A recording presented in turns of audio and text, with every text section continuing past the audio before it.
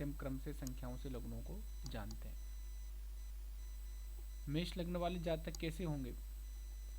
तो मेष लग्न कौन सा लग्न है? अग्नि तत्व का लग्न है। अग्नि, पृथ्वी, वायु, जल, 4 प्रकार के तत्व होते हैं राशियों के क्रमशः। तो अग्नि, पृथ्वी, वायु, जल।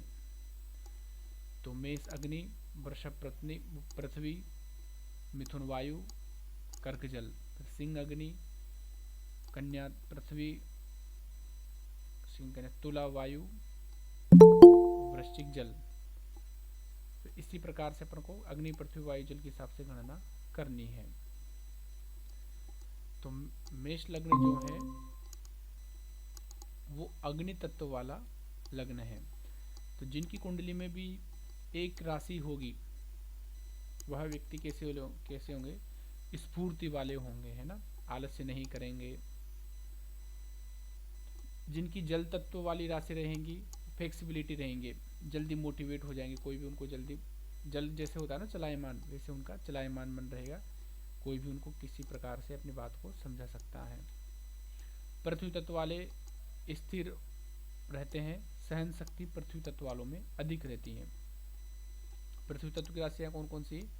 अग्नि, पृथ्वी, वायु, जल के क्रम से हम लोग जान सकते हैं, जैसे मेष, वृष, मिथुन, कर्क, अग्नि, पृथ्वी, वायु, जल। सिंह, कन्या, तुला, वृश्चिक, अग्नि, पृथ्वी, वायु, जल। तो पृथ्वी वाली कौन सी हो जाएगी? सिंह के बाद में कन्या राशि वाले। तो वृष कन्या वाले कौन से हो गए? पृथ्वी वाले। तो पृथ्वी तत्व वाले जो व्यक्ति हैं उनमें सहन शक्ति सबसे अधिक होती है। वायु तत्व वाले अधिक गतिमान होते हैं और प्रत्येक कार्य में इनके अंदर उतावलापन देखा जाता है, जो वायु तत्व की लग्न वाले व्यक्ति होते हैं। मेष लग्न की कुंडली काल पुरुष की कुंडली होती है। काल पुरुष का मतलब यह होता है कि हम लोगों की प्रत्येक की कुंडली अलग अलग आती है, किसी की मेष की, किसी की वृष की, किसी की मिथुन की, किसी की कर्क की, किसी की कर्क, सिंह, कन्या, तुला, वृश्चिक, धनु, मकर, कुंभ में अलग अलग ये कुंडलियाँ आती हैं। लेकिन सभी की कुंडली में एक कुंडली कॉमन होती है, वो कौन सी होती है? मेष लग्न की। मेष लग्न की कुंडली भले दिखती नहीं है लेकिन बैकग्राउंड में एक कुंडली हमेशा चलती रहती है, इसको हम लोग बोलते हैं काल पुरुष की कुंडली। चाहे वृष लग्न की कुंडली हो तो भी प्रभावी एक मेष लग्न की कुंडली अंदर से ऑलरेडी होती रहती है। कुल मिलाकर के ये मान सकते हैं कि सभी की कुंडली मेष लग्न की एक कुंडली ऑलरेडी होती है, फिर उसके बाद में वो वृष लग्न की होगी तो भी एक प्रकार से वो मेष लग्न की भी अंदर एक साथ में रहेंगी। क्यों रहेगी? क्योंकि मेष लग्न की कुंडली को हम लोग काल पुरुष की कुंडली मानते हैं। और जो लाल किताब में कुंडली बनाने का विधान है वहाँ तो सीधा सा है, चाहे कोई सी भी लग्न की कुंडली हो उस ग्रहों को वैसे के वैसे बैठे रहने दो, उस लग्न को बदल करके मेष लग्न कर दो कुंडली में। हर कुंडली को मेष लग्न, हाँ सर। हर कुंडली को वो लोग मेष लग्न की ही कुंडली मानते हैं। वो ग्रह जहाँ पर बैठे हैं वहीं के वहीं रहेंगे, ग्रहों के साथ कोई छेड़छाड़ नहीं, फिर उसके बाद में उसका फलादेश करते हैं। इसलिए मेष लग्न की कुंडली जो होती है वो काल पुरुष की कुंडली हम लोग मानते हैं। इस कुंडली में लग्न एवं अष्टम का स्वामी मंगल होता है।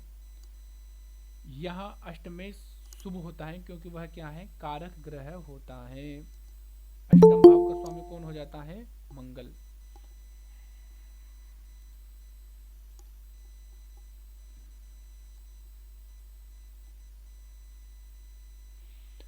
प्रांशु जी लेट कैसे हो गए?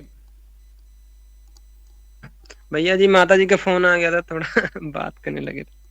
चलो ठीक है, इसलिए लेकिन समय का ध्यान रखा करो, है ना। जी भैया जी।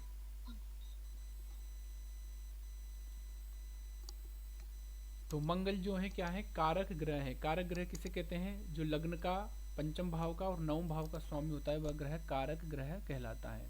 तो इसमें मंगल क्या है? कारक ग्रह है।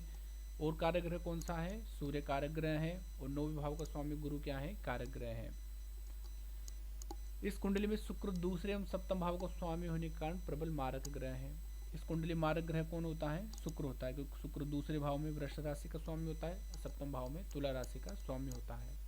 मारक ग्रह किसे कहते हैं? मैंने पहले भी समझाया था, दूसरे, तीसरे, 6, 7, 8, 11वें, 12वें, इन भावों में 7 भाव हो गए, 2, 3, 6, 7, 8, 5 और 11वां, 12वां।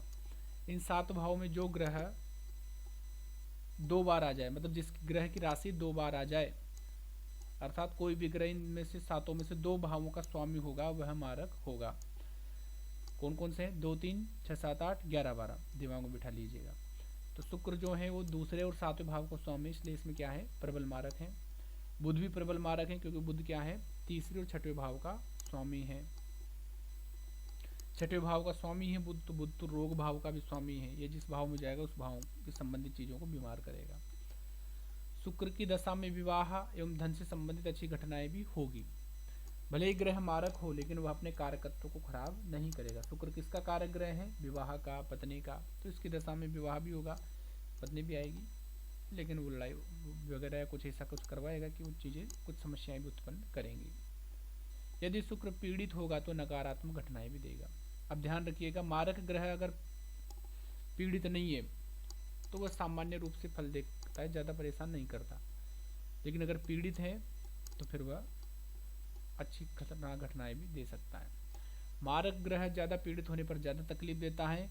वह मानसिक, शारीरिक एवं सामाजिक और आर्थिक कष्ट देता है। मारक ग्रह 4 प्रकार के कष्ट देता है। कौन कौन से? मानसिक, शारीरिक, सामाजिक और आर्थिक। व्यक्ति 4 प्रकार से परेशान होता है। शरीर अस्वस्थ है तो व्यक्ति दुखी है। समाज में अपयश हो गया, किसी ने कोई बात उड़ा दी तो व्यक्ति दुखी है। या कुछ ऐसी घटना घट गई है अपने परिवार के लोगों के द्वारा जिससे अपन भी जुड़े हैं तो व्यक्ति दुखी हो जाता है। आर्थिक नुकसान हो गया है ना, पैसे लुट गए या फ्रॉड हो गया, कुछ भी हो गया तो व्यक्ति भी दुखी हो जाता है। ये मेष लग्न की कुंडली में सामान्य फलाद जैसे मैंने बताया। लग्न में सूर्य, मंगल, गुरु कारक ग्रह। इस लग्न में, मेष लग्न में कारक ग्रह कौन कौन होते हैं? सूर्य, मंगल और गुरु। ये 3 ग्रहों को कारक ग्रह माना जाता है। क्यों? क्योंकि लग्न का स्वामी, पंचम भाव का स्वामी और नवम भाव का स्वामी, ये तीनों भाव के स्वामी क्या होते हैं? कारक ग्रह होते हैं, अच्छी घटनाओं के कारक। केंद्र, आप तो सीधा सा ये ध्यान कर लो, त्रिकोण के स्वामी कारक होते हैं। त्रिकोण में कौन कौन से भाव होते हैं? लग्न, पंचम, केंद्र। इनका ही हमको रत्न धारण इत्यादि करना चाहिए। चंद्रमा लग्न का मित्र होने से इस कुंडली में शुभ ग्रह है। अच्छा, कारक के अलावा कुछ ग्रह शुभ होंगे, कुछ अकारक होंगे। जो सम होंगे वो अकारक होंगे, जो शत्रु होंगे वो तो शत्रु रहेंगे। चंद्रमा कारक ग्रह में नहीं आता लेकिन इनका मित्र है। सूर्य, चंद्र, मंगल, गुरु आपस में क्या है? ये दोस्त हैं, तो इसलिए चंद्रमा शुभ ग्रह है, इसमें शुभ योग बनाएगा। मारक ग्रह भी अपना कारकत्व तो अच्छा देगा, सृजन भी करेगा, लेकिन अपनी दशा में हानि भी देगा। इस बात का आपको हमेशा ध्यान रखना है। यदि कुंडली में कोई ग्रह मारक हो तो इसका मतलब ये नहीं कि सीधा मारेगा, वह अपना कारकत्व तो अच्छा देगा। शुक्र मारक है लेकिन शुक्र विवाह से संबंधित जो फल हैं, ऐश्वर्य भोग से संबंधित फल है वो अच्छा देगा, लेकिन जब उसकी दशा आएगी तो वो अपनी दशा में हानि भी देगा। कुंडली में जब भी किसी भी ग्रह की दशा आए, उस दशा के समय वो भाव क्या होता है? एक्टिव हो जाता है, वो जिस भाव में बैठा रहता है। तो वह जिस स्थिति में रहता है ग्रह, शुभ अशुभ स्थिति में, उससे संबंधित फल वह देना शुरू कर देता है। इस बात का हमको ध्यान रखना है। हमेशा दशा देखने के लिए लग्न की मैत्री भी हम लोग देखते हैं। इनको आप लोग लिखते चलना है ना, ये सूत्र है कुछ। जब भी हम किसी भी ग्रह की दशा देखेंगे तो अपन को लग्न की क्या देखनी है? मैत्री, कि वो लग्न का मित्र है या शत्रु है। अगर मित्र की दशा चल रही है तो शुभ फल मिलेंगे, शत्रु की दशा चल रही है तो अशुभ फल मिलेंगे। वह ग्रह हमेशा अच्छा फल देता है जिसकी लग्न में उच्च राशि हो, जैसे इसमें सूर्य। इस कुंडली में मेष राशि किसकी है?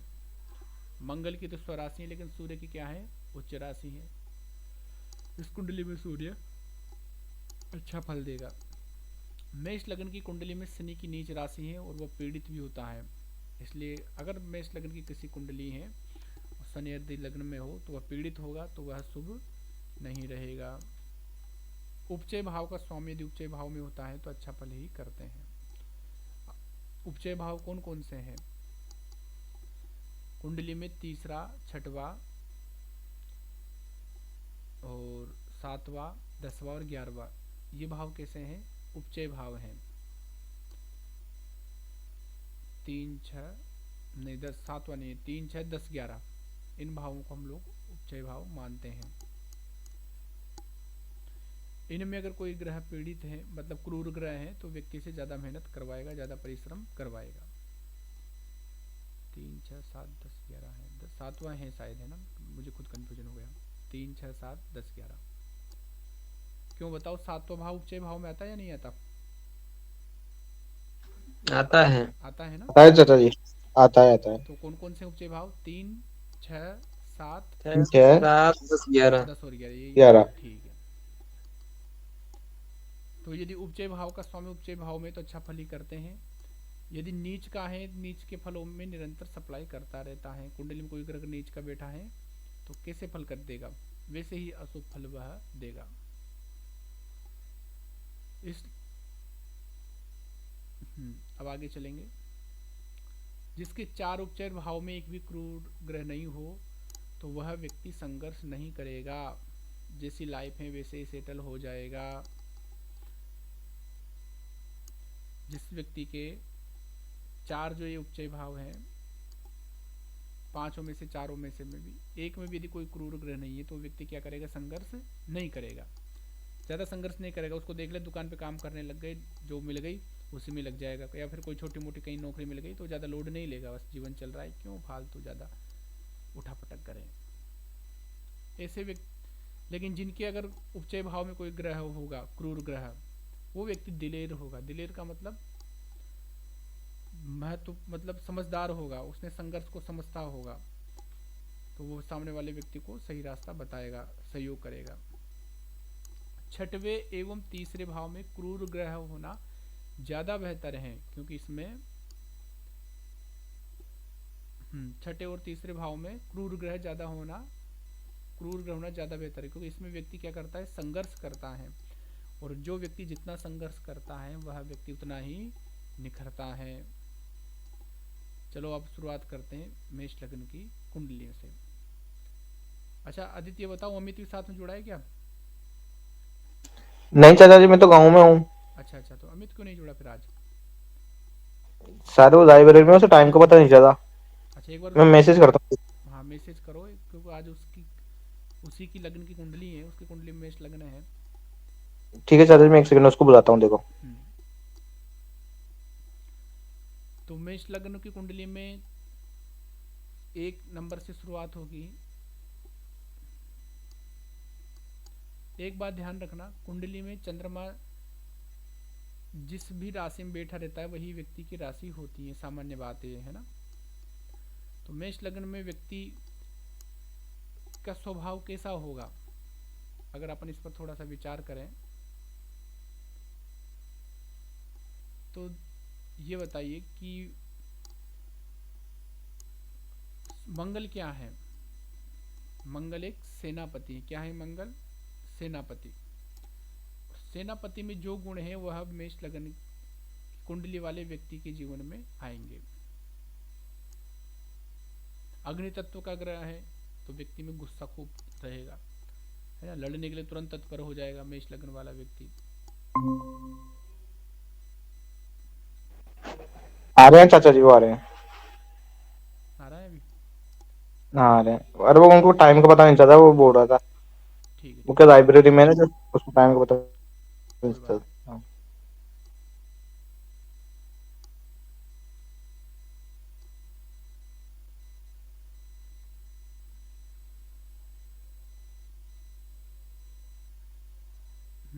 कहाँ तक पहुँच गए थे हम लोग? ठीक है। मेष लग्न में अग्नि तत्व की लग्न होने के कारण व्यक्ति में स्फूर्ति रहेगी। व्यक्ति क्या होगा? जोशीला होगा, स्फूर्ति वाला होगा। मेष लग्न में केंद्र या त्रिकोण में, ये ध्यान रखिएगा, केंद्र कौन कौन से होते हैं? ये केंद्र होते हैं, पहला 1 4 7 10। हाँ 1 4 7 10 से केंद्र होते हैं। केंद्रीय त्रिकोण में चंद्र गुरु के साथ अगर मंगल हो तो राजयोग बनता है। केंद्र त्रिकोण में चंद्र और गुरु के साथ यदि मंगल होगा तो क्या बनेगा? राजयोग बनेगा। चंद्र मंगल हो, गुरु हो, कोई भी 2 ग्रह एक साथ हो तो यह ग्रह क्या बनाएंगे? राजयोग बनाएंगे।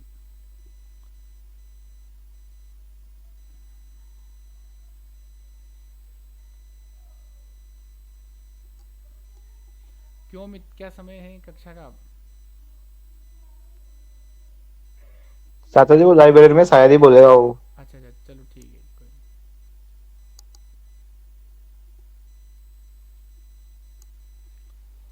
केंद्र त्रिकोण में चंद्र गुरु के साथ मंगल हो तो क्या बनता है, राजयोग बनता है। इस बात का ध्यान रखना, एक राजयोग मैंने यहाँ बता दिया।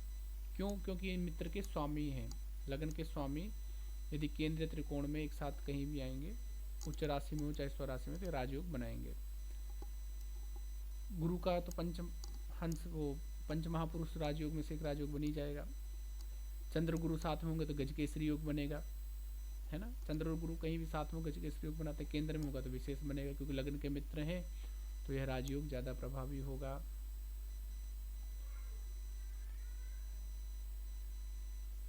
स्वभाव,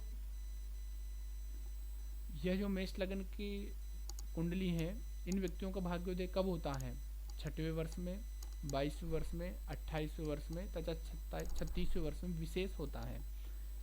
ऐसा मानते हैं कि इन वर्षों में इनको कुछ विशेष लाभ होता है। कौन कौन से हैं? 6वें, 22वें, 28वें, 36वें। मेष लग्न वाले जो व्यक्ति हैं, इनकी मित्रता इन लग्न वाले व्यक्तियों के साथ बहुत अच्छी रहती। विवाह मिलान में इसको देखना चाहिए। किसी के साथ व्यापार आदि कर रहे हैं साझेदारी में, तो भी ये बात देखना चाहिए। सिंह तुला धनु, धनु दो बार लिख दिया मैंने। सिंह लग्न वालों के साथ में, तुला वालों के साथ में भी हो जाती है, तुला लग्न शुक्र की। धनु लग्न वालों के साथ में, और कर्क लग्न वालों के साथ में भी हो जाती है। कर्क चंद्रमा की है, इसमें मैंने लिखी नहीं है। ऐसे व्यक्ति जोखिम वाले कार्य करने में बहुत प्रसन्न रहते हैं। सेनापति का क्या काम है? मार काट करना। तो जिनकी मेष लग्न होती है, ऐसे व्यक्ति क्या है कि लड़ाई झगड़े से डरते नहीं है। इसके अलावा जोखिम वाले से काम जो बहुत कठिन हो, जैसे पेड़ पर चढ़ना, है ना, समुद्र में तैरना, तो ऐसे काम जिसमें सामान्य व्यक्ति घबराता हो, वैसे में इनको मजा आता है करने में। मेष लग्न वाले व्यक्ति समाज एवं राजनीतिक क्षेत्र में अपनी एक अलग ही पहचान बनाते हैं। स्वभाव से थोड़े जिद्दी, हठी, बोलचाल में थोड़े से कर्कश भी हो सकते हैं।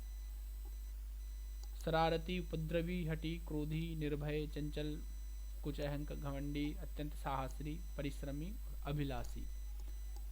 ये एक सेनापति के गुण है। सेनापति में इतने गुण रहते हैं, थोड़ा हठी भी रहता है, क्रोधी भी रहता है, वो है ना, निर्भय, वो किसी से डरता भी नहीं है, उसको आत्मविश्वास ज़्यादा ही रहता है, तभी तो शत्रु पर आक्रमण करता है। परिश्रम करने में कभी वो घबराता नहीं है। तो ये इसमें गुण होते हैं। अनुशासन बनाए रखने में व्यक्ति चतुर होता है। कम हंसी मजाक करने वाले होते हैं। मेष लगन का व्यक्ति क्या है कि उग्र स्वभाव का होता है। उग्र स्वभाव का व्यक्ति ज़्यादा हंसी मजाक नहीं करता। सेनापति ज़्यादा हंसी मजाक करेगा तो शत्रु उस पर पकड़ लेंगे या उसको फंसा देंगे कहीं ना कहीं, किसी न किसी बात में। हंसी मजाक में क्या होता है, व्यक्ति खुद की, दूसरों की मजाक करता है, वो खुद की भी मजाक करता है। अब खुद की भी मजाक करता है तो कई सारे ऐसे माइनस पॉइंट को भी उजागर कर देता है जो सामने वाले को पता नहीं चलना चाहिए। तो ऐसे जो गुण हैं वो सेनापतियों में नहीं होते। ये बुध के गुण हैं। कॉमेडियन कौन बनता है? बुध की लग्न वाला व्यक्ति, कन्या या मिथुन लग्न वाला। मेष के ये हंसी मजाक वाले गुण नहीं है। मेष वाला व्यक्ति गंभीर रहेगा और ज़्यादा हंसी नहीं करेगा। अनुशासन तभी बनाएगा अगर आपको कहीं अनुशासन बनाना है, विद्यालय में, घर में, परिवार में, और अगर आप बहुत ज़्यादा हंसी मजाक करते हो तो कोई आपकी बात नहीं मानेगा। छोटे बच्चे भी आपको हंसने लग जाएंगे, आपका बातों का उल्लंघन कर देंगे। तो अनुशासन बनाने वाले व्यक्ति में थोड़ा सा गुस्सा होना भी जरूरी है। इस लगन की कुंडली में शनि, बुध एवं शुक्र कैसे फल देते हैं? अशुभ फल देते हैं, क्योंकि लगन के क्या होते हैं? शत्रु होते हैं और ये मारक ग्रह भी होते हैं। कौन कौन? शनि और बुध मार केस होते हैं, शुक्र नहीं होता। मेष लगन की कुंडली में सूर्य, चंद्र, गुरु शुभ फल देने वाले ग्रह होते हैं। यह 10 पॉइंट सामान्य रूप से सीधा अपन मेष लगन की जिसकी कुंडली उन पर अपन बता सकते हैं। अब हम लोग एक बार अंगों का विचार देख लीजिए। ये आप लोगों को हमेशा के लिए याद रख लेना है, किस भाव से किस अंग का विचार करेंगे, किस राशि से किस अंग का विचार करेंगे। मेष राशि से और प्रथम भाव से सिर का विचार होता है, दिमाग में बिठा लीजिए। दूसरे भाव से और वृष राशि से चेहरे का विचार। तीसरे भाव से और मिथुन राशि से भुजाओं का विचार। चतुर्थ भाव से और कर्क राशि से हृदय का विचार। पंचम भाव सिंह राशि से पेट का विचार। छठवें भाव कन्या राशि से कमर का विचार, सप्तम भाव से और तुला राशि से गुप्तांगों का विचार, अष्टम भाव से वृश्चिक राशि से नितंबादि पृष्ठभाग का विचार, नवम राशि और नवम भाव से जंघा का विचार, दसम भाव से घुटनों का विचार, दसम भाव और 10वीं राशि से एकादश भाव से घुटनों के नीचे वाले हिस्से का विचार और द्वादश भाव से पैर की एड़ियों का विचार हम लोग करते हैं। सेम इन राशियों से भी करते हैं। अब इसमें ये देखिएगा कि अगर जैसे आपको पेट का विचार करना है तो आप दो चीज़ देखेंगे। चिकित्सा के क्षेत्र में अगर ज्योतिष को देखा जाए तो इसमें बहुत रिसर्च की आवश्यकता है। रिसर्च करने में बहुत सारी चीज़ें निकाली जा सकती है। पेट से संबंधित समस्या है तो व्यक्ति का पंचम भाव खराब है और सिंह राशि खराब है। अगर किसी को सिंह से संबंधित समस्या है तो उसकी लग्न खराब है और मेष राशि भी उसकी कहीं ना कहीं पीड़ित है। मेष लग्न कुंडली में तो ये एक ही जगह रहेंगे। जैसे सिर का विचार करना है तो प्रथम भाव को देख लो, प्रथम भाव में मेष राशि रहेगी। लेकिन अगर वृष लग्न की कुंडली देखनी है तो प्रथम भाव भी देखना है और मेष राशि कहाँ रहेगी वृष लग्न कुंडली में, 12वें भाव में रहेगी, तो वहाँ मेष राशि को भी देखना है। कर्क लग्न कुंडली में मेष राशि को भी सिर देखना है तो मेष राशि जहाँ है वहाँ देखना है और प्रथम भाव को देखना है। तो ये बात आप लोग समझ चुके होंगे, है ना। चाचा जी जैसे पीठ का इसे मतलब 5वें भाव से ही होगा। पीठ का हाँ 5वां भाव। कमर का पीठ में अगर नीचे की साइड है थोड़ा सा तो फिर वो 6वें भाव से हो जाएगा। अच्छा मतलब ऊपर के जैसे हाँ बेक मतलब उससे 5वें भाव से। वो 5वें भाव से अपन करेंगे, है ना। अब पेट का मतलब है कि उस आगे पीछे अंदर तक के पूरे वहाँ के हिस्से उसमें के अंतर्गत आ जाएंगे। ये अपन को ध्यान में रखना है। जैसे हृदय है तो चतुर्थ भाव हृदय के साथ केवल हृदय का विचार नहीं होगा, फेफड़ों का भी होगा, श्वास नली का भी होगा, है ना। और आसपास के जो क्षेत्र हैं हृदय के उन सभी का विचार अपन इस चतुर्थ भाव से ही करेंगे। किडनी वगैरह का विषय किडनी होगा। वगैरह का भी यहीं से होगा। तो ये राशियों का है या भावों का है? ये दोनों का ही है। मेष राशि और भाव ये दोनों में क्या है सेम रहते हैं। अब जैसे अगर मान लीजिए कि मिथुन लग्न है, वहां पर फिर आपको जैसे सिर का विचार देखना है तो आपको एक तो मेष राशि देखना, मिथुन लग्न में मेष राशि कहाँ आएगी, तो मिथुन लग्न में मेष राशि यहाँ रहती है 11वें भाव में 1-2 दिन, तभी यहाँ मिथुन लग्न रहेगी। तो आपको यहाँ इस मेष राशि को भी देखना पड़ेगा, लग्न प्रथम भाव को भी देखना पड़ेगा सिर का विचार करने के लिए, है ना। इसमें तो क्या दोनों सेम है, इसलिए सेम है क्योंकि मेष राशि से जिसका विचार होता है उसी का विचार प्रथम भाव से होता है। अब मेष राशि प्रथम भाव में तो दोनों को यहीं से देख लेंगे अपन। लेकिन जैसे चाचा जी अन्य लग्नों में अपन को इसमें थोड़ा सा अलग तरीके से विचार करना पड़े, मतलब कि मेष राशि को भी ढूंढना है और प्रथम भाव को भी ढूंढना है। मतलब जैसे किसी की कुंडली मतलब है ना प्रथम भाव में किसी का ग्रह कमजोर है तो उसका भी वो। हाँ प्रथम भाव में ग्रह कमजोर है तो सिर से संबंधित उसको समस्या रहेगी, है ना। नेत्र से संबंधित समस्या रहेगी, सिर दर्द आदि की पीड़ा उसको रह सकती है। अब उसकी मेष राशि भी देखेंगे, मेष राशि कहाँ पर है।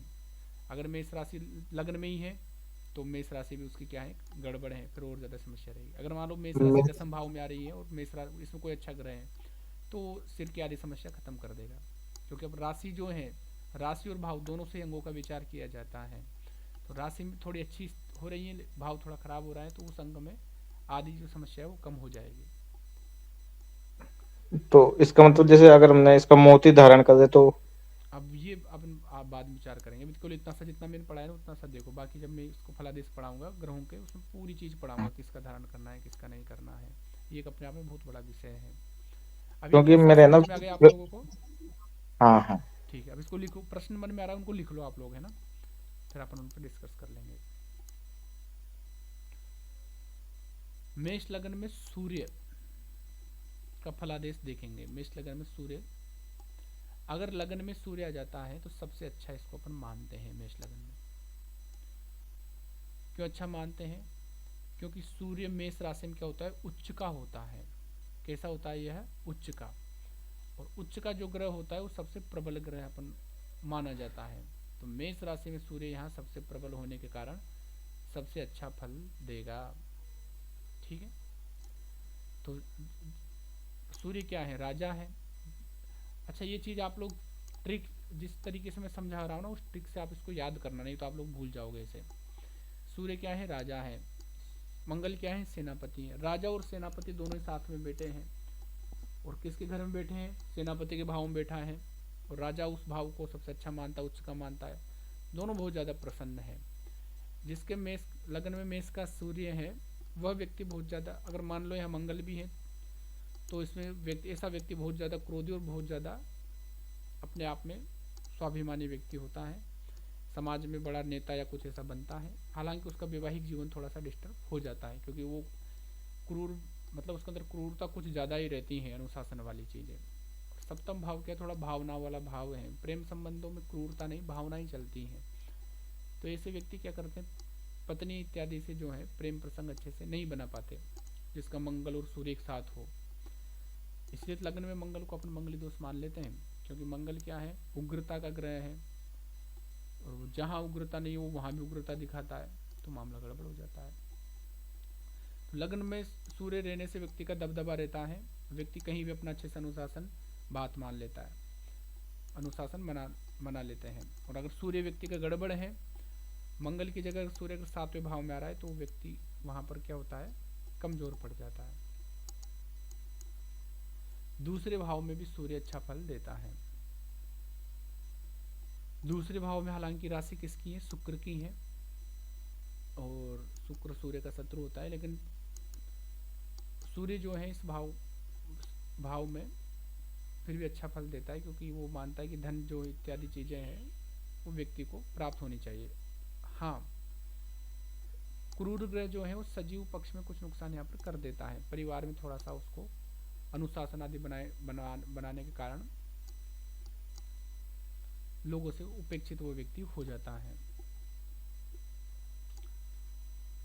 तीसरे भाव में सूर्य अच्छा फल देता है, वह इसलिए देता है क्योंकि पराक्रम का भाव है, और सूर्य और मंगल पराक्रम के कारक हैं, तो इसलिए तीसरे भाव में भी सूर्य का क्या रहेगा, अच्छा फल रहेगा।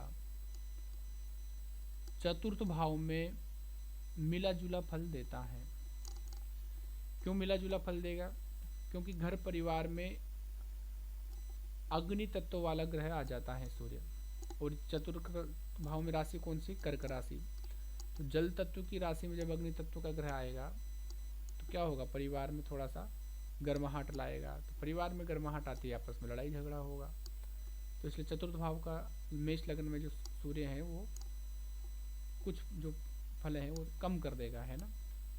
पंचम भाव में सबसे अच्छा देगा। क्यों अच्छा देगा, क्योंकि इसका खुद का घर है।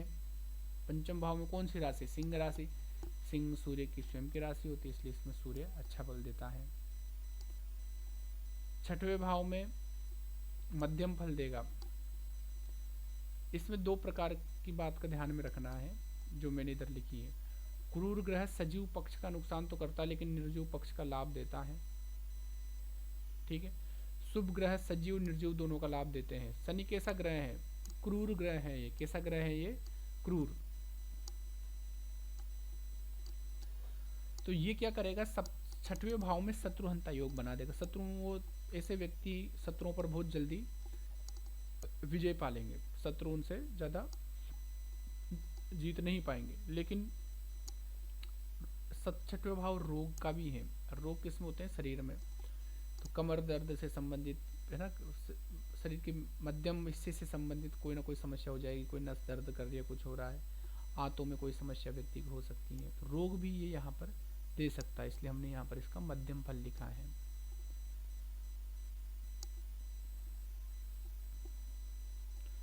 सप्तम भाव में मेष लग्न में सबसे खराब फल सूर्य देता है। क्यों देता है, क्योंकि सप्तम भाव में सूर्य सभी लग्नों में, चाहे मेष हो, चाहे वृष हो, चाहे मिथुन हो, अगर सप्तम भाव में सूर्य जा रहा है तो उस रिश्ते में गर्माहट ला रहा है। और पत्नी वाले भाव में क्या है कि कोमलता वाले ग्रह चाहिए। शुक्र, चंद्र, गुरु, शुक्र, बुध, शुक्र, चंद्र, बुध, शुक्र यहाँ सबसे अच्छे ग्रह माने जाते हैं। मंगल, शनि, सूर्य, राहु, केतु, ये सप्तम भाव में मामला गड़बड़ करते हैं। तो ऐसे व्यक्ति जो सप्तम भाव में अगर नीच का सूर्य बैठा है तो वैवाहिक जो समस्या है वो ऐसे व्यक्ति की बनी रहेगी। पति पत्नी की आपस में अनबन होगी, व्यक्ति में बहुत ज़्यादा गुस्सा होगा, पत्नी ने थोड़ा कुछ कहा, वो गुस्से में लड़ जाएगा, कुछ ऐसे शब्द बोल देगा कि दोनों अलग अलग हो जाएंगे, साथ में नहीं रह पाएंगे। और नीच का और है, तो जहाँ नीच का होता है वहाँ तो ग्रह वास्तव में परेशान करता है। अष्टम भाव में भी मिला जुला फल रहेगा, क्योंकि यहाँ पर मिला जुला फल इसलिए देगा कि यहाँ एक प्लस माइनस दोनों चीज़ें हैं। प्लस चीज़ ये है कि इसके मित्र का घर है। मित्र कौन है? मंगल। और मंगल की राशि है ये, तो मंगल का ये क्या हो गया? मित्र हो गया। तो घर तो मित्र का है, लेकिन घर सही नहीं है भाई। मित्र का घर है लेकिन बेड वगैरह कुछ भी नहीं है सोने का। अब मित्र का है इसलिए कुछ कह नहीं सकते, लेकिन अब सुविधा अच्छी नहीं तो मन में दुखित होंगे ही। मान लीजिए अब मैं आपको बुला लूँ कि आओ आप अतिथि हो मेरे घर पे आ जाओ, अब मैं आपसे चाय पानी कुछ भी नहीं पूछूं और सर्दी का टाइम आपको ओढ़ने के लिए कंबल भी नहीं दूं, तो आप ये बताओ कि क्या करोगे? घर में नुकसान करोगे? कुछ नहीं करोगे, क्योंकि आपके मित्र का घर है। लेकिन खुश भी रहोगे क्या? नहीं रहोगे। क्यों नहीं रहोगे? क्योंकि मैंने आपको सुविधा ही नहीं दी। बस ऐसे आप उसको फलादेश को लगाना है। 6 8 12 जो है सही घर नहीं है। 6 8 12 कैसे घर नहीं है? घर सही नहीं है। यहाँ पर क्या होता है कि जो भी ग्रह आता है वो परेशान होता है। 6 8 12 में अशुभ फल देते हैं सभी ग्रह। शनि 6वें भाव में अच्छा फल दे देता है। शनि जो है 6वें भाव को अच्छा घर मानता है। बाकी 8वें 12वें में शनि भी अच्छा फल नहीं देता है। तो सूर्य जो है इस भाव में अच्छा फल इसलिए नहीं देता क्योंकि ये अष्टम भाव है, वह रोग का, ऋण इत्यादि का भाव होता है। और मित्र का भाव होने के कारण सूर्य इस भाव में कोई हानि भी नहीं करता, इसलिए हम लोग मध्यम फल कह सकते हैं। यश प्रसिद्धि व्यक्ति को नहीं मिल पाती, कारकत्व सूर्य के नहीं मिल पाएंगे। नवम भाव में सूर्य अच्छा फल देगा। क्यों अच्छा देगा? क्योंकि नवम भाव में गुरु की राशि है। गुरु सूर्य का सबसे अच्छा मित्र है। गुरु तो उन्होंने मंत्री बना रखे हैं। तो राजा जो है अपने मंत्री के घर गए हैं तो मंत्री उसका आदर सत्कार राजा की तरह ही करेंगे। तो यहाँ पर सूर्य भाग्य को बढ़ाएगा, है ना, भाग्य में अच्छी उन्नति देगा। दसम भाव में सूर्य सबसे अच्छा फल देगा। अब आप लोग कहेंगे दसम भाव में क्यों अच्छा देंगे भाई? दसम में तो 10वीं राशि किसकी है? शनि की। शनि तो क्या है? शत्रु है, फिर अच्छा फल कैसे देंगे? तो एक बात का ध्यान रखिएगा, ये बात मैंने पहले भी बताई थी। 9 10 11 3 भाव ऐसे हैं कि इसमें सभी ग्रह अच्छा फल देते, चाहे क्रूर हो, चाहे शुभ हो, चाहे किसी की भी राशि हो। क्यों अच्छा देते हैं? क्योंकि यह तीनों घरों में ऐसी खासियत है कि आधे दोषों को ऑलरेडी खुद ही पचा जाते हैं। नंबर 2, 9वां भाव त्रिकोण में आता है, इसलिए शुभ स्थान है। 10वां भाव केंद्र में आता है। केंद्र में होने के कारण सूर्य को यहाँ को दिग्बल मिल जाता है। दिग्बल मतलब दिशा बल। और आपको ये बात मैंने बताई थी, पहले से ज़्यादा बलवान चौथा, चौथे से सातवां, सातवें से 10वां, 10वां केंद्र में सबसे ज़्यादा बलवान स्थान है। तो भले ही यहाँ किसी भी ग्रह की राशि हो, वहाँ सूर्य की नीच राशि नहीं होना चाहिए, तो यहाँ सूर्य जो है सबसे अच्छा फल देते हैं। एकादश भाव में सूर्य अच्छा फल देंगे। एकादश भाव धन का भाव है। द्वादश भाव में सूर्य खराब फल देंगे। अब भले ही द्वादश भाव में मित्र गुरु की राशि है, लेकिन यहाँ पर आग और जल का संयोग हो रहा है। जल क्या है? जल तत्व की राशि मीन। अग्नि पृथ्वी वायु जल, अग्नि पृथ्वी वायु जल, अग्नि पृथ्वी वायु जल। तो मीन राशि जल तत्व में आ जाती है। जल तत्व की राशि कौन कौन सी है? कर्क, फिर उसके बाद में वृश्चिक, फिर उसके बाद में मीन। 4 8 12 वाली जो राशि है वो मीन जल वाली राशि है। अब आग और जल की कभी बनेगी क्या? बताओ, नहीं बन सकती। इसलिए चौथे, 8वें और 12वें, एक तो चौथी 8वीं राशि है, 8वीं है और 12वीं ये। देखो मैंने ये रेड से अलग ही लिखा है, जहाँ जहाँ मैंने रेड कलर कर रखा है वहाँ वहाँ सूर्य अशुभ फल आपको मानना है। इनमें सूर्य का फल जो है वो अशुभ मिलता है। कुछ बातें इधर देखो, क्रूर ग्रह सजीव पक्ष का नुकसान करता है, निर्जीव का लाभ देता है, ध्यान रखना है। क्रूर ग्रह जहाँ शुभ फल भी देगा वहाँ निर्जीव पक्ष में कुछ, निर्जीव पक्ष का तो शुभ फल देगा, लेकिन सजीव पक्ष जैसे मित्र संबंध इत्यादि जो है वहाँ कुछ नुकसान कर सकता है। जैसे दूसरे भाव में सूर्य अच्छा फल देगा सजीव पक्ष, निर्जीव पक्ष में। निर्जीव पक्ष क्या है दूसरे भाव का? धन, पैसा खूब बढ़वाएगा। लेकिन सजीव पक्ष क्या है दूसरे भाव का? परिवार, परिवार में तनाव दे सकता है। तो सजीव और निर्जीव पक्ष दिमाग में रखिएगा। क्रूर ग्रह जो है वो निर्जीव पक्ष को शुभ कर देता है, सजीव पक्ष परिवार में और शरीर से संबंधित अंगों में क्या करता है? बीमारियां दे देता है। शुभ ग्रह सजीव और निर्जीव दोनों पक्षों का लाभ देता है। सूर्य के अच्छे रहने से दबदबा बना रहता है, बच्चे भी बात, अगर सूर्य खराब है तो बच्चे भी बात व्यक्ति की नहीं मानते। 6 8 12 में अगर सूर्य हो तो संतान से संबंधित समस्या भी देता है। 6 8 12 में अगर सूर्य होता है तो संतान से संबंधित समस्या व्यक्ति को दे देता है, ऐसा भी वर्णन आता है। तो ये हो गया सूर्य मेष लग्न में। सूर्य गुरु मंगल इनमें से दो भी एक साथ हो 1 4 5 9 11 में तो ये राजयोग बनाते हैं। अगर 1 4 5 9 11 यहाँ इसको छोड़ दे देख लो, इनमें अगर मेष लग्न की कुंडली में सूर्य के साथ मंगल आ जाए, चंद्रमा आ जाए, नहीं चंद्रमा तो नहीं, सूर्य के साथ गुरु आ जाए या मंगल आ जाए, इन तीनों में से दो ग्रह आ जाए या तीनों एक साथ आ जाए तो ये राजयोग बनेगा, कुंडली पावरफुल हो जाएगी। लग्न चतुर्थ सप्तम में सूर्य मंगल यदि एक साथ हो तो वैवाहिक सुख नहीं मिलेगा, इस बात को ध्यान में रख लिएगा। लग्न चतुर्थ सप्तम ये 3 भाव हैं, अगर इन तीनों भावों में सूर्य और मंगल एक साथ हो, लग्न चतुर्थ और सप्तम ये 3, अगर इनमें सूर्य और मंगल एक साथ हो, ऐसे जातक को कौन सा सुख नहीं मिलेगा? वैवाहिक सुख नहीं मिलेगा। क्यों नहीं मिलेगा? क्योंकि वही वाली बात है, सूर्य और मंगल दोनों ही अग्नि तत्व के ग्रह हैं और सप्तम भाव में जो कैसा ग्रह है? प्रेम का ग्रह है। तो प्रेम, ऐसे व्यक्तियों के अंदर प्रेम नहीं रहेगा। क्रूर व्यक्ति प्रेम की भाषा नहीं समझ पाते हैं, एक व्यक्ति लड़ाई झगड़ा जल्दी समझते हैं। तो ये जब सभी पर अनुशासन बनाएंगे तो ठीक है, लेकिन जब पत्नी पर अनुशासन बनाएंगे कि पत्नी पर हमेशा व्यक्ति अनुशासन नहीं बना सकता, अथवा महिला है तो वो सोचे कि मैं अपने पति पे अनुशासन बनाऊं तो वो भी अनुशासन नहीं बना सकती। यहाँ जो है वो अलग ही प्रकार से व्यक्ति को पेश आना पड़ता है। तो ये जीवन का एक अद्भुत सत्य होता है। तो इस कारण से मंगल और सूर्य एक साथ यदि इन तीनों भाव में है, लगन चतुर्थ सप्तम भाव में, तो वैवाहिक सुख उसको नहीं मिलने देंगे। तो इस प्रकार से आप लोगों ने सूर्य ग्रह का सभी भावों में फलादेश पढ़ लिया।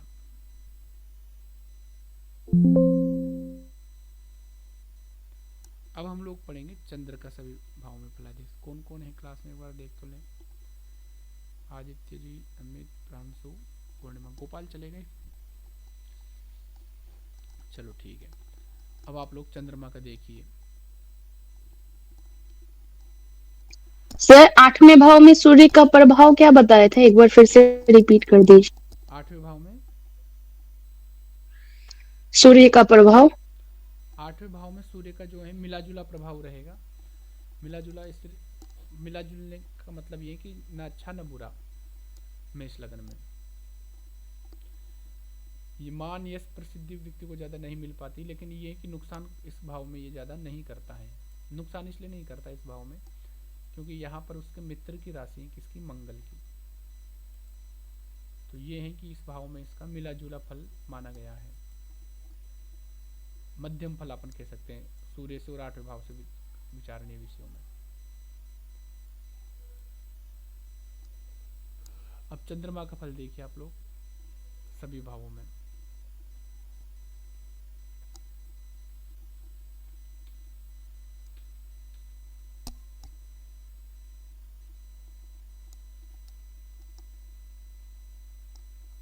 लगन में अगर चंद्रमा है तो वह शुभ है।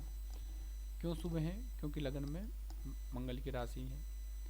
दूसरे भाव में भी इसमें शुभ चंद्रमा फल देता है। धन परिवार से संबंधित चंद्रमा कोमल ग्रह है, दूसरे भाव में अगर जाता है तो अच्छा है। तीसरे भाव में व्यक्ति को आरामदायक बना देता है। शुभ तो रहेगा लेकिन व्यक्ति को ज़्यादा संघर्ष वह नहीं करने देगा, उससे कहेगा जैसे हो वैसे ठीक हो, मस्त रहो। चौथे भाव में सबसे अच्छा है, माता के लिए अच्छा है, परिवार के लिए अच्छा है। पंचम भाव में भी चंद्रमा अच्छा है। चंद्रमा सबसे ज़्यादा अच्छा इसलिए होता है कि सबको अपना मित्र मानता है, इसकी किसी के साथ शत्रुता नहीं है, सबको सम मानता है चंद्रमा। छठवें भाव में चंद्रमा खराब है। क्यों खराब है भाई? जो सबसे मित्रता रखेगा लेकिन शत्रु थोड़ी उससे मित्रता रखेंगे। शत्रु तो सबके लिए शत्रु ही होते हैं। जिसके छठवें भाव में चंद्रमा चला जाएगा मेष लग्न में, तो वो शत्रुओं को पराजित नहीं कर पाएगा, शत्रु उसको परेशान करेंगे।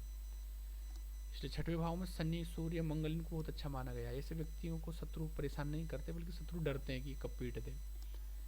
छठवें भाव में अगर चंद्रमा है तो शत्रुओं से उसको मानसिक तनाव व्यक्ति को होगा, रोग रहने से मानसिक तनाव होगा। सातवें भाव में चंद्रमा अच्छा है, बहुत अच्छा। पत्नी, महिला है तो सुंदर पति मिलेगा, पुरुष हैं तो सुंदर पत्नी मिलेगी, कोमल स्वभाव वाली मिलेगी, एक दूसरे की बात को समझेंगे, भावनात्मक व्यवहार अच्छा रहेगा। अष्टम भाव में चंद्रमा सबसे खराब हो जाएगा। क्यों खराब हो जाएगा? इसलिए खराब हो जाएगा, ये चंद्रमा की नीच राशि है। अब जब कोई भी ग्रह अपनी नीच राशि में बैठता है तो वह तनाव और उस भाव से संबंधित फल को तो खराब करेगा ही, लेकिन अपने कारकत्व को भी अशुभ कर देता है। अष्टम भाव में चंद्रमा होने से व्यक्ति तनाव में, डिप्रेशन में जा सकता है। नवम भाव में चंद्रमा अच्छा है, दसम भाव में भी चंद्रमा अच्छा है, एकादश भाव में चंद्रमा अच्छा है, द्वादश भाव में चंद्रमा खराब है। 6, 8, 12 को छोड़ करके चंद्रमा मेष लग्न की कुंडली में अच्छा रहता है, सभी भाव में अच्छा और शुभ फल देता है। एक बात का ध्यान रखना, सूर्य एवं चंद्रमा पर शनि का प्रभाव जीवन को कांटों से भर देता है। शनि इसको ज़्यादा पीड़ित करेगा। अगर मेष लग्न की कुंडली में चंद्रमा पर शनि का प्रभाव आ जाए, जैसे चंद्रमा यहाँ बैठा है और उसके साथ यहाँ शनि भी आ जाए, व्यक्ति को पागल कर देगा, है ना। ऐसे व्यक्ति को पागल खाने में भर्ती करना पड़ेगा, या दवाइयाँ चलानी पड़ेगी, या मेंटल डॉक्टर को बार बार दिखाना पड़ेगा। कारण क्योंकि एक तो चंद्रमा ऑलरेडी अष्टम में है, नीच का है, और वहाँ शनि और आ गया, वो फिर स्थिति गंभीर है। 8वां सबसे खराब स्थिति भाव एवं राशि दोनों के लिए खराब है। शनि चंद्र की युति 6, 8, 12 में मानसिक समस्याएं देंगी। 6, 8, 12 खराब है, अगर यहाँ चंद्रमा का शनि भी आ जाए तो मानसिक समस्याएं व्यक्ति को मिलेगी। लग्न से अष्टम में जातक में पागलपन, चिंता, भय, अनिद्रा रहेगा। हाँ, लग्न में भी अगर शनि चंद्र आ जाएगा, शनि आ जाएगा चंद्रमा के साथ में, तो एक तो विष दोष ऑलरेडी बना हुआ है अगर शनि चंद्रमा के साथ में आता है तो, और अष्टम भाव में अगर ऐसी स्थिति होगी तो पागलपन, चिंता, भय, अनिद्रा जैसी उस व्यक्ति को समस्या हो सकती है। तो यह हो गया चंद्रमा का सभी भावों में फल। चंद्र एवं गुरु की युति केंद्र त्रिकोण में तो सबसे अच्छा राजयोग बनेगा। अगर इसमें चंद्रमा के साथ गुरु आ जाए, केंद्र में आ जाए, चाहे त्रिकोण में आ जाए, तो रजकेसरी योग बन जाएगा, और केंद्र में होगा तो राजकीय योग भी बन जाएगा। सुफल भी है इसका। मंगल के साथ गुरु शुक्र चंद्र की युति अच्छी होगी। मंगल के साथ गुरु शुक्र चंद्र की युति कैसी होगी? अच्छी होगी। युति मतलब एक साथ बैठ जाए या एक दूसरे की राशि में बैठ जाए, तो यह शुभ फलदायक रहेंगे। शुक्र और चंद्र के नीच होने पर जातक विभव सहीन हो जाता है। अगर कुंडली में शुक्र और चंद्रमा नीच के हैं तो जातक सांसारिक सुख नहीं भोग पाता। शुक्र संसार के विभव को दिखाता है, चंद्रमा मन को। चंद्रमा नीच का, शुक्र अच्छा है तो विभव तो रहेंगे, लेकिन मन अच्छा नहीं रहेगा। मन अच्छा रहेगा तभी तो उसका लगेगा भोगने में। वो दोनों ही नहीं, मन भी खराब है और विभव भी नहीं है, तो संसार के सुख उस व्यक्ति को नहीं मिल पाते हैं। ये बगल में जो चीज़ें मैं इधर लिखी हैं, ये सूत्र हैं समझने के लिए, सभी कुंडलियों में लागू होंगे, केवल मेष लगन की में नहीं। शुक्र और चंद्रमा चाहे वृष लगन की में हो, चाहे मिथुन, किसी की में भी हो, अगर ये खराब है तो जातक वैभवहीन रहेगा। मंगल के साथ गुरु शुक्र की युति सभी कुंडलियों में अच्छी रहेगी। चंद्र गुरु सभी कुंडलियों में अच्छे रहेंगे। राजयोग, त्रिकोण, गजकेसरी योग बनाएंगे, लेकिन अगर लगन के मित्र हैं तो राजयोग बनाएंगे। मेष लग्न में मंगल लगन में अच्छा है, खुद के घर में बैठा है, दूसरे भाव में भी अच्छा है। दूसरे भाव में अच्छा है, लेकिन यहाँ पर ध्यान रखिएगा इस बात का, दूसरे भाव में मेष लग्न का जो मंगल है वो सजीव पक्ष की हानि कर सकता है। सजीव पक्ष जैसे परिवार, रिश्ते इत्यादि में। तीसरे परिवार में अच्छा है, तीसरा मंगल का खुद का ही कारक है, पराक्रम का। पराक्रम भाव में पराक्रम में बैठा है, ऐसा व्यक्ति बहुत ज्यादा दमदार रहेगा, किसी से भी डरेगा नहीं। चतुर्थ भाव में मंगल सबसे बुरा है। इसका मुख्य कारण कि एक तो इसकी नीच राशि है, दूसरा एक गर्म ग्रह जब चौथे भाव में आता है तो यह परिवार में तनाव, चिंता, भय ये चीज़ें दे देगा। आपस में लोग एक दूसरे से लड़ेंगे। दूसरा चौथी दृष्टि से सातवें भाव को देख रहा है, मंगली दोष बन रहा है। नीच का ग्रह डबल मांगलिक बना देता है। जब हम लोग अभी पढ़ेंगे इसका विषय को, कुंडली मिलान वाले को, तो इसमें मैं आपको बताऊंगा। 5वें में अच्छा रहेगा सूर्य की राशि में। 6वें में अच्छा भी रहेगा, बुरा भी रहेगा। अच्छा इसलिए रहेगा कि शत्रुहंता योग बनाएगा। शत्रुहंता मतलब शत्रुओं को तो पकड़ पकड़ के मारेगा, लेकिन रोग और ऋण भी व्यक्ति को ये दे सकता है। 7वें में मंगल जो है अच्छा रहेगा, लेकिन पूरा अच्छापन नहीं कह सकते, क्योंकि 7वें में मंगली दोष भी व्यक्ति ये बना देता है। 8वें में मध्यम रहेगा, क्योंकि इसकी खुद की राशि, लेकिन स्थान सही नहीं है। रोग मृत्यु का स्थान है, इसलिए मिला जुला फल देगा। 9वें भाव में मंगल अच्छा है, 10 में भी अच्छा है। 10वें भाव में अगर किसी का मंगल हो, व्यक्ति जो भूमि प्रॉपर्टी इत्यादि से संबंधित व्यापार है वो करेगा तो उसको लाभ मिलेगा, क्योंकि मंगल भूमि प्रॉपर्टी और सेना पुलिस इन सब का कारक ग्रह है। 11 भाव में मंगल अच्छा है। 12वें भाव में मंगल मध्यम फल यहाँ पर देगा।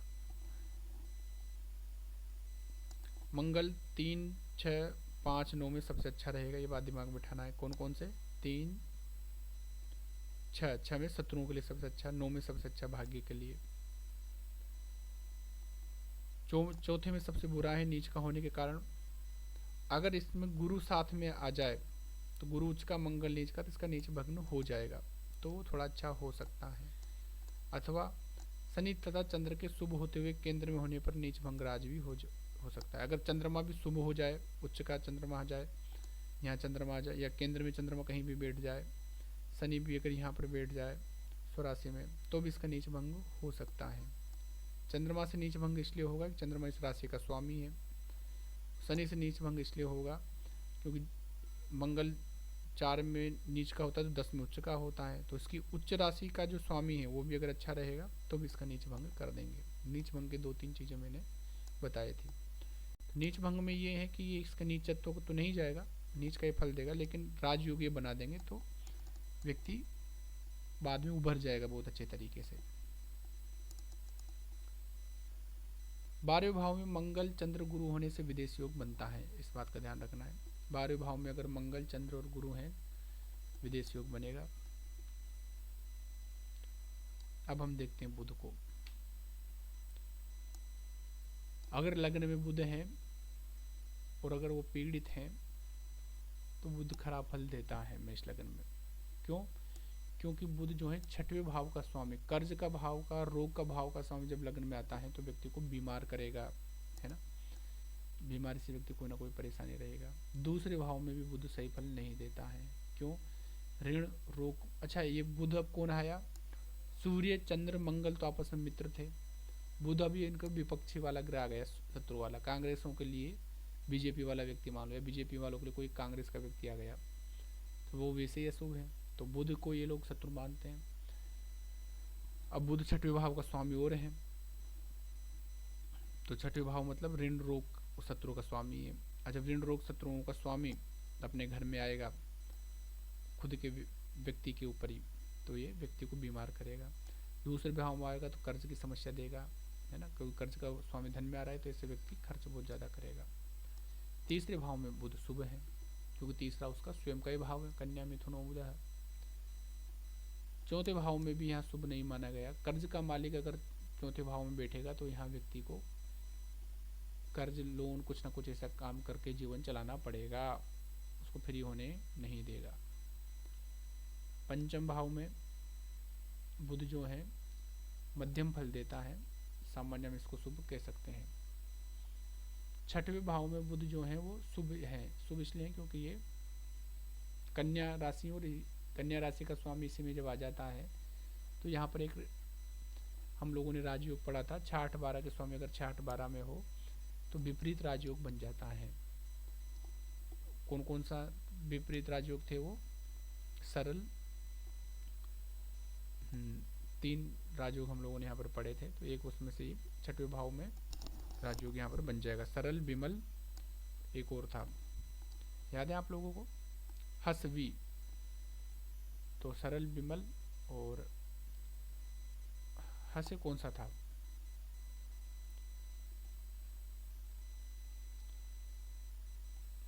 ठीक है, एक बार देख लीजिएगा आप लोग भी, है ना। तो यहाँ पर विपरीत राजयोग ये बनाएगा। 7वें भाव में अगर बुध चला गया तो 7वें भाव में पति पत्नी को रोगी करेगा ये, क्योंकि रोग का स्वामी 7वें भाव में जा रहा है, तो जिस भाव में जा रहा है उस भाव से संबंधित सजीव पक्ष में रोग देगा। इस बात को दिमाग में बिठा लेना। अगर बुध 7वें भाव में आ गया मेष लगन में पुरुष के, तो उसकी वाइफ को बहुत ज़्यादा पैसा उसको लगाना पड़ेगा, अस्पताल में बीमारियों में कुछ ना कुछ बीमारी चलती रहेगी। महिला की कुंडली तो उसके पति का बहुत ज़्यादा बीमारियों में पैसा खर्च रहेगा, कोई ना कोई एक ऐसी बीमारी रहेगी जो जीवन भर उसको परेशान करेगी। 8वें भाव में शुभ होगा, क्योंकि इसमें सरल विपरीत राजयोग होगा। 6वें भाव का स्वामी 8वें भाव में आ रहा है मंगल 8वें भाव का स्वामी होकर अगर 8वें भाव में आएगा तो राजयोग नहीं बनेगा, विपरीत राजयोग। क्यों नहीं बनेगा? क्योंकि मंगल लग्न का भी स्वामी है। 6-8-12 का स्वामी लग्न का स्वामी नहीं होना चाहिए, तभी वो विपरीत राजयोग बनेगा। इस बात का ध्यान आपको रखना है। भाग्य भाव में शुभ नहीं है, क्योंकि भाग्य भाव में रोग ऋण बाधाएं आएगी। 6वें भाव को स्वामी भाग्य में आएगा तो 10वें भाव में अगर आता है तो शुभ है। मेडिकल क्षेत्र में व्यक्ति अच्छा करियर बना सकता है, मेडिकल है ना, क्योंकि बीमारी का स्वामी है तो व्यक्ति मेडिकल का काम या डॉक्टर चिकित्सा से संबंधित बहुत सारे व्यवसाय हैं, उसमें उसका अच्छा करियर हो जाएगा। क्योंकि करियर चीज देखेंगे यहाँ से, करियर उसमें ज़्यादा रहेगा। 11वें भाव में शुभ मानते हैं। 12वें में यह सबसे बुरा हो जाएगा। क्यों बुरा हो जाएगा सबसे? क्योंकि 12वें भाव में इसकी नीच राशि है। कन्या में बुध जो है उच्च का होता है और मीन में बुध जो है नीच का हो जाता है। तो 6वें भाव में तो इसकी उच्च राशि थी, इसलिए यहाँ पर शुभ रहेगा। 12वें भाव में सबसे खराब फल देगा। व्यक्ति की मानसिक वो नींद की समस्या रहेगी, व्यय बहुत अधिक व्यक्ति करेगा, जैसे उसको कर्ज होगा। कर्ज कब होता है? जब आप लोग पैसा ज़्यादा खर्च करते हैं। एक चीज़ इसमें मैंने ये लिखी, 6वें का दूसरे में, दूसरे का 6वें में कर्ज करवाता है।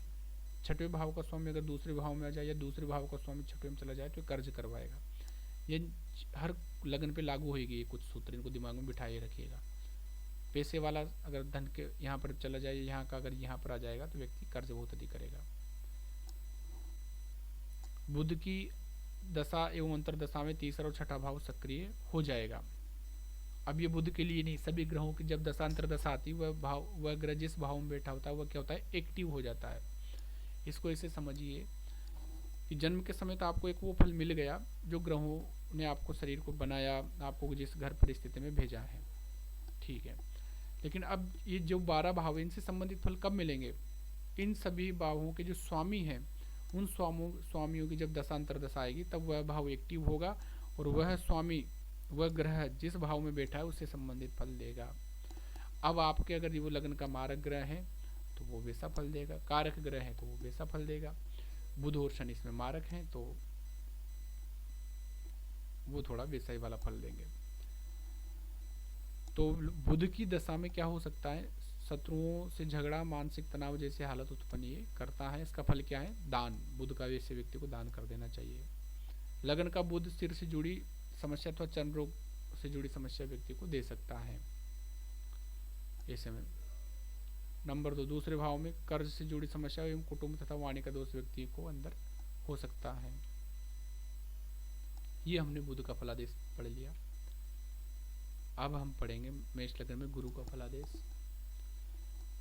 गुरु मंगल का मित्र है, खास लग्न में भी अच्छा, दूसरे भाव में भी अच्छा, तीसरे भाव में भी अच्छा, चौथे भाव में भी अच्छा। हालांकि रेड में लिखा है लेकिन अच्छा है क्योंकि यहाँ उच्च का होता है गुरु, है ना।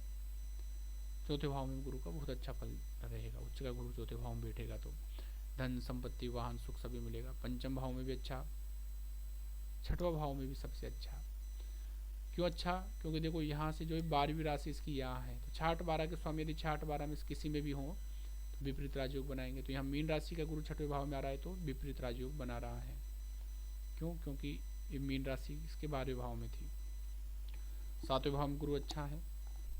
पति के लिए पत्नी धार्मिक रहेगी, अच्छे स्वभाव वाली रहेगी पति के लिए, और पत्नी के लिए पति, अगर पत्नी स्त्री कुंडली तो महिला का जो पति धार्मिक रहेगा, अच्छा स्वभाव वाला रहेगा। गुरु एक ऐसा ग्रह है जो हमेशा शुभ फल देता है, अशुभ फलों को काटता है।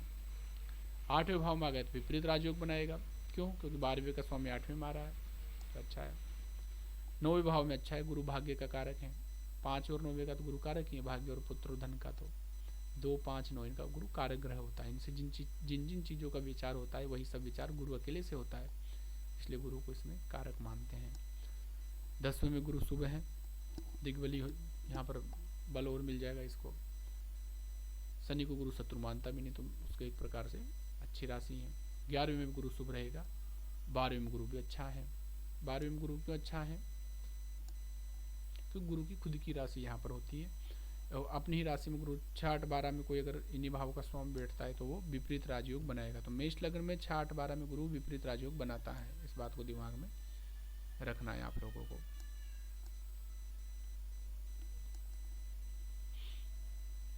इस लग्न में 3, 4, 5, 9, 10, 11 भाव में गुरु शुभ होएगा। गुरु 1, 4, 5, 9, 10 भाव में अगर होगा स्वराशि का होगा, या सॉरी 1, 4, 5, 9, 10, 11 में गुरु राजयोग बनाएगा।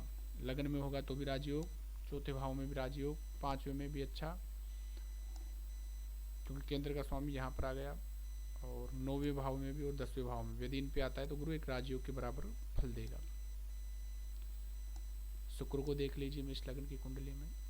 लग्न में शुक्र सामान्य फल देगा। शुक्र मंगल को शत्रु नहीं मानता, और शुक्र कैसा ग्रह? शुभ ग्रह है। भले ही यह मिला हुआ राक्षसों से है, लेकिन है शुभ ग्रह।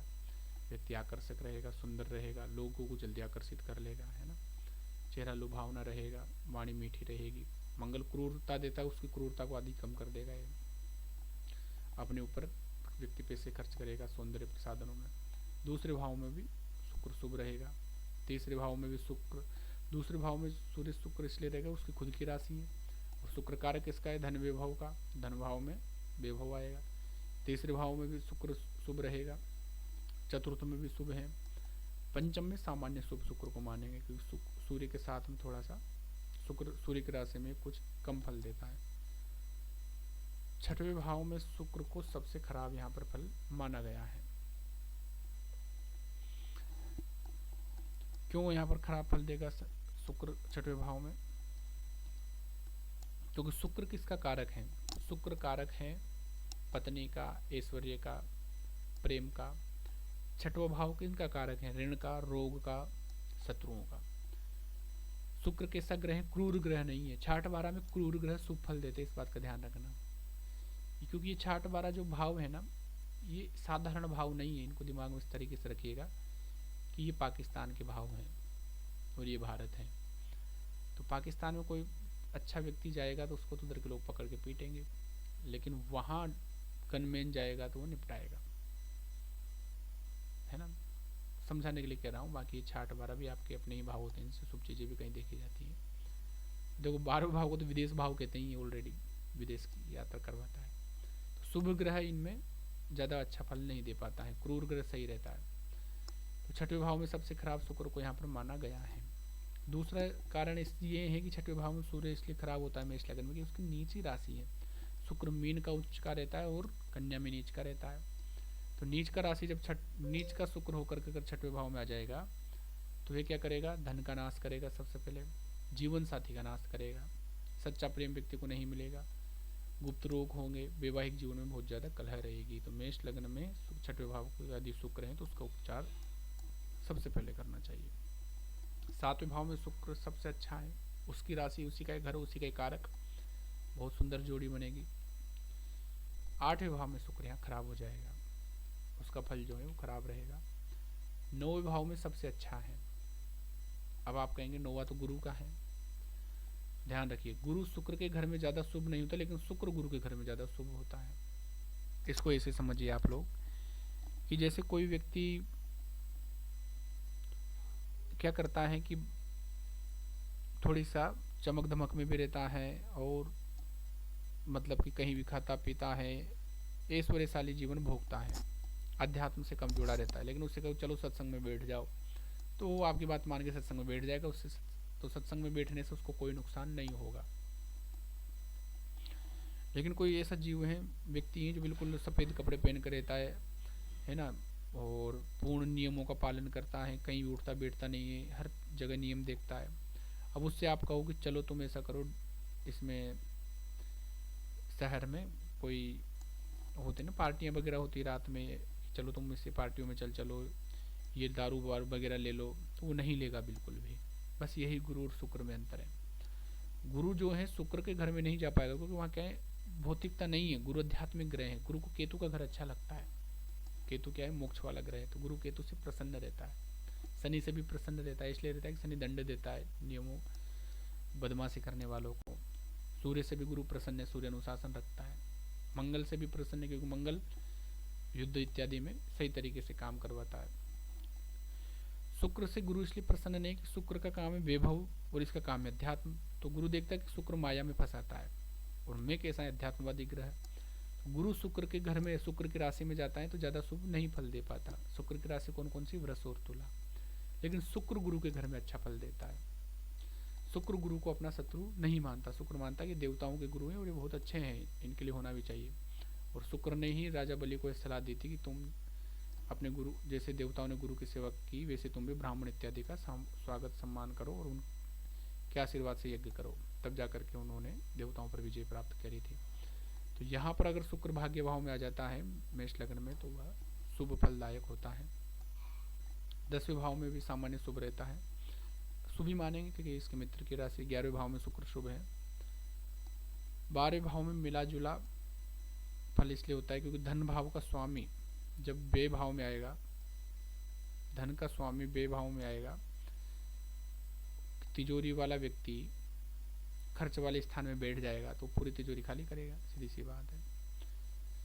6, 8वें 12वें भाव में शुक्र विवाह को बिगाड़ता है, इसका थोड़ा सा ध्यान रखिएगा। 6, 8, 12 में अगर शुक्र बैठा है तो वैवाहिक स्थिति गंभीर करेगा, लेकिन 12 का थोड़ा कम करेगा क्योंकि ये शुक्र की स्वयं की उच्च की राशि है। शनि के साथ, अगर शुक्र के साथ शनि की युति भी हो तो वह ज़्यादा खराब हो सकती है। ऐसा व्यक्ति धन की, अगर लग्न में शुक्र होता है तो व्यक्ति धन के लिए बहुत लालायित रहता है, वो पैसों के लिए कुछ भी कर सकता है। लग्न के शुक्र की एक विशेषता यह है वो है। अगर बुध 6वें भाव में हो अथवा बुध गुरु केंद्र में हो, उच्च के हो तो नीच भंग राजयोग हो जाएगा। हाँ, अगर मान लीजिए शुक्र अच्छा है या अच्छे हो, है ना, या उच्च, अच्छे में इसको पढ़िएगा आप लोग। अगर 6वें भाव में क्या हो, बुध हो शुक्र के साथ में, तो नीच भंग राजयोग हो जाएगा। तो फिर इसका फल जो है कम हो जाएगा। बहुत सारी चीज़ें देखनी रहती है एक साथ में। अथवा बुध गुरु केंद्र में होंगे तो भी नीच भंग हो जाएगा। क्यों? क्योंकि बुध इसलिए है कि बुध इस भाव का स्वामी, इस भाव का स्वामी केंद्र में जाएगा तो नीच भंग करेगा। नंबर 2, गुरु इस भाव का स्वामी नहीं है, लेकिन ये जिसमें उच्च का होता है उस भाव का स्वामी, उस राशि का स्वामी। तो शुक्र उच्च का किस में होता है? मीन में, तो मीन का स्वामी गुरु है। तो बुध और गुरु अगर केंद्र में कहीं भी आ गए तो भी इसका नीच भंग हो जाएगा। 6, 8, 12 में शुक्र हो और गुरु भी बिगड़ा हो तो कर्ज की समस्या में राहत नहीं मिल पाती है। मेष लग्न में अगर गुरु शुक्र 6वें 8वें और 12वें भाव में हो और गुरु, अच्छा, शुक्र, इस कर्ज की समस्या में राहत क्यों नहीं मिलेगी, इसके पीछे कारण भी समझो। धन भाव का स्वामी जब 6वें 8वें 12वें में जाएगा तो धन का नाश करेगा, 12वें में व्यय करेगा, 6वें में शत्रु उसका धन का नाश करवाएंगे, 8वें में उसका रोग इत्यादि में है ना, शरीर धन का नाश होगा। गुरु किसका है? धन का है, कारक ग्रह है। अब गुरु भी बिगड़ गया तो पैसे का आने का साधन बंद, तो फिर व्यक्ति को बार बार कर्ज लेना पड़ता है जीवन जीने के लिए। शुक्र और शनि पर अगर गुरु का प्रभाव हो तो जातक को आर्थिक लाभ प्राप्त होता रहता है। अगर मान लीजिए शुक्र यहाँ पर है लेकिन गुरु की दृष्टि है पूर्ण शुक्र पर, या गुरु कहीं भी अच्छा बैठा है, तो फिर वो आर्थिक सप्लाई आती रहेगी। भाई अगर पैसे व्यय हो रहे और पैसे आ भी रहे हैं तो व्यक्ति के कर्ज नहीं बढ़ेगा। जहाँ से आ रहे हैं वे से जा रहे हैं तो व्यक्ति क्या करेगा? एडजस्ट कर लेगा। कर्ज कब बढ़ता है? जब पैसे की इनकम तो नहीं है लेकिन व्यय है, फिर वो कर्ज बढ़ता है। तो आने और जाने दोनों ग्रहों को देखना पड़ेगा। आने वाला ग्रह एक तो गुरु है, वो दूसरे भाव का स्वामी है। एकादश भाव का स्वामी सभी प्रकार के लाभों को देता है, केवल पैसे से संबंधित लाभ नहीं है, सभी प्रकार के लाभ देखे जाते हैं, लेकिन सिर्फ पैसे वाला लाभ दूसरे भाव का स्वामी देता है। दूसरे भाव का स्वामी और गुरु कुंडली में अगर ये दोनों अच्छे हैं तो इनकम आपकी बनी रहेगी। शुक्र शनि 2, 3, 7, 9, 10, 11 में होंगे तो धन भाव, धन योग व्यक्ति का बनता है। 2, 3, 7, 9, 2, 3, 7 और 9, इसमें शुक्र और शनि के साथ में तो धन योग ये बनाएंगे।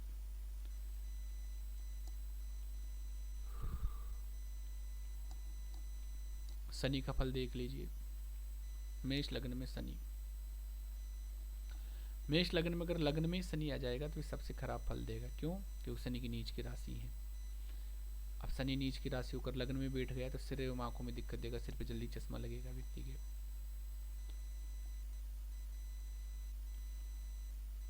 दूसरे भाव में शनि शुभ रहेगा, है ना, क्योंकि शुक्र मित्र की राशि है। तीसरे भाव में शुभ रहेगा, उपचय भाव होने के कारण संघर्ष करवाएगा। चौथे भाव में खराब रहेगा। चौथे भाव और लग्न का शनि कंटक दोष बनाता है, मैंने आप लोगों को पढ़ाया था। परिवार में कोई ना कोई तनाव समस्या चलती रहेगी, साथ में रहने नहीं देगा। अगर पुत्र की कुंडली में तो उसकी पत्नी में और उसकी माँ दोनों में बिल्कुल भी नहीं बनेगी। महिला की कुंडली में है तो वो उस घर में रहना बिल्कुल भी पसंद नहीं करेगी, उसको इधर उधर घुमाएगी। तो ये ध्यान रखिएगा, प्रथम और चौथे भाव का शनि बहुत खराब होता है, कंटक दोष बनाता है इस कारण। पांचवें भाव मध्यम फल रहेगा। छठवें भाव में शत्रुहंता योग, शत्रु ऐसे व्यक्ति जिसके छठवें भाव में अगर शनि हो, अगर वो शत्रुओं से कुछ कहे भी नहीं तो भी ऑटोमेटिक उस व्यक्ति के शत्रु पराजित होकर के उससे क्षमा मांगते हैं। उसकी कुंडली में योगी ऐसा है, क्योंकि शनि अगर छठवें भाव में बैठा है तो शत्रुओं को तो नष्ट कर देगा, वो शत्रु से घबराएंगे। लेकिन रोग भी व्यक्ति में जरूर ध्यान रखना, सजीव वो जो रोग है सजीव पक्ष की हानि करेगा। अब सजीव पक्ष में इसमें शत्रु छठवें भाव से किसका विचार किया जाता है? शत्रुओं का। शत्रुओं की भी हानि करेगा, मामा से भी बनने नहीं देगा, मामा भी छठवें भाव से देखा जाता है। लेकिन रोग इत्यादि और जिस अंग का विचार होता है वो उस अंग में भी समस्या दे सकता है।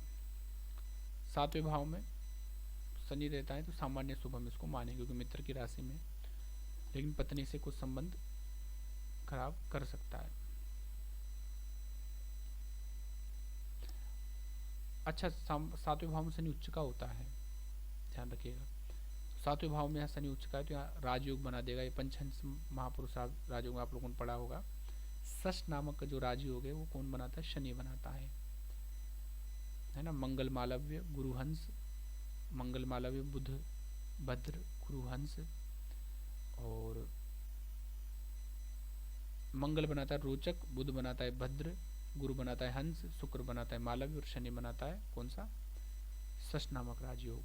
आप लोग भूल गए होंगे, एक बार रिवीजन कर लीजिएगा। तो यहाँ पर शनि षष्ठ राजयोग बनाएगा, उच्च का होता है सातवीं राशि में शनि। नौवें भाव में शनि शुभ फल देगा गुरु की राशि में। 10वें भाव में शुभ फल देगा, कर्म क्षेत्र में धीरे धीरे वृद्धि होगी लेकिन वृद्धि करवा देगा। 11वें भाव में शुभ फल देगा, 12वें भाव में मिला जुला फल देगा।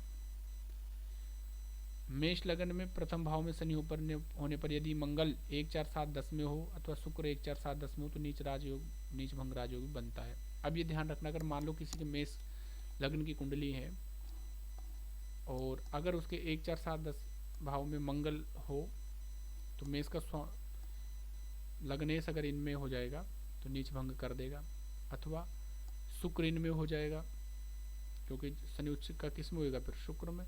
तो इसका स्वामी अगर इनमें होगा तो भी यह नीच भंग इसका कर देगा, राजयोग में बदल देगा।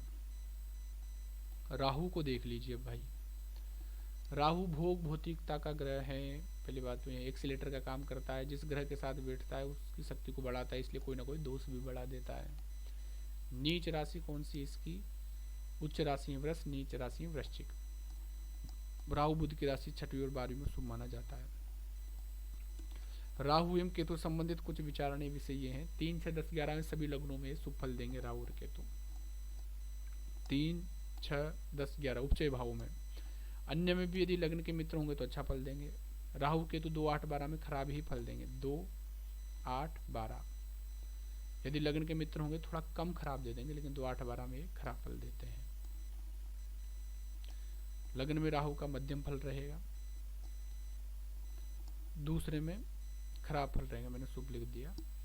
अच्छा, इसमें उच्च की राशि होने के कारण यहाँ पर शुभ फल दे रहा है, सॉरी खराब नहीं देगा, क्योंकि इसकी उच्च की राशि अगर यह मेष लग्न नहीं होती दूसरे भाव में खराब फल देता राहु। तीसरे भाव में बहुत अच्छा है, उपचय भाव है। चौथे में अशुभ है, पर घर माता का सुख नहीं मिलने देगा। पंचम भाव में भी अशुभ रहेगा, पंचम भाव में राहु बैठेगा तो संतान सुख में विलंब करवाएगा। 6वें भाव में सबसे अच्छा है, शत्रुअंतर योग बनाएगा, और 6वां उसकी स्वयं की राशि भी है। बुध की राशि राहु के लिए अच्छी होती है, मिथुन और कन्या। 7वें भाव में भी राहु को शुभ मान लेते हैं, कुछ लोग इसको अशुभ भी मानते हैं, दोनों मत होते हैं। 8वें भाव में राहु जो है बिल्कुल अशुभ है। 9वें भाव में भी अशुभ फल देगा।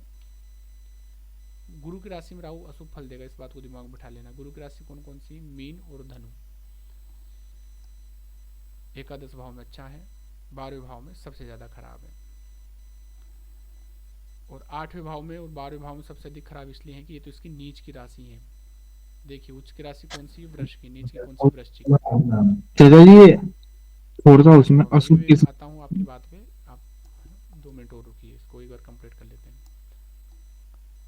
8वें भाव में और 12वें भाव में जो राहु है वो सबसे यहाँ खराब देते हैं। 12वें भाव में 8वें भाव में उसकी नीच की राशि और 12वें भाव में जो है गुरु वाली राशि है। गुरु आध्यात्मिकता का ग्रह है और ये अति भौतिकवादिकता का ग्रह है। शुक्र तो भौतिकता का ग्रह है लेकिन अति भौतिकवादिता, अति भोग, ज़्यादा देना ये राहु का काम है।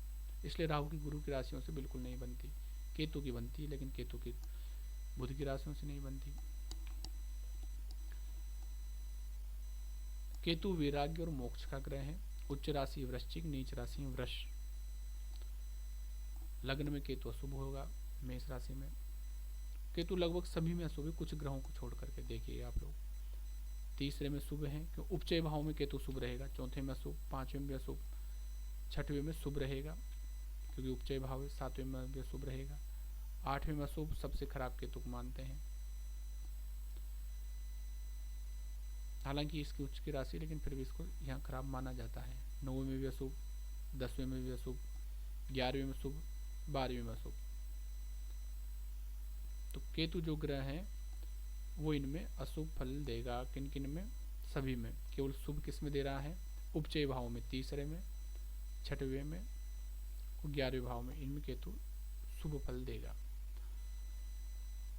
उसके अलावा केतु मीन की राशि, गुरु वाली जो राशियां हैं 9 और 12, इनमें शुभ फल भी देता है। तो अपन यहाँ पर मध्यम फल मान सकते हैं 9वें वाले भाव। 3, 5, 9, 11 में शुभ फल देता है। 3, 5 हालांकि मैंने यहाँ अशुभ लिख दिया। 3, 5, 9, 11 इनमें आप लोग उसको शुभ मान लीजिएगा थोड़ा सा। 3, 5, 9 और 11 इसमें केतु जो है शुभ फल यहाँ पर दे देगा। तो शुभ फल मतलब जो भी अपन उससे विचार करेंगे उनसे संबंधित विषयों में वह शुभ हो जाएगा।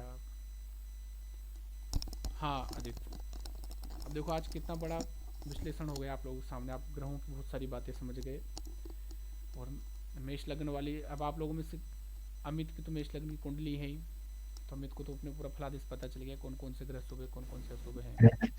हाँ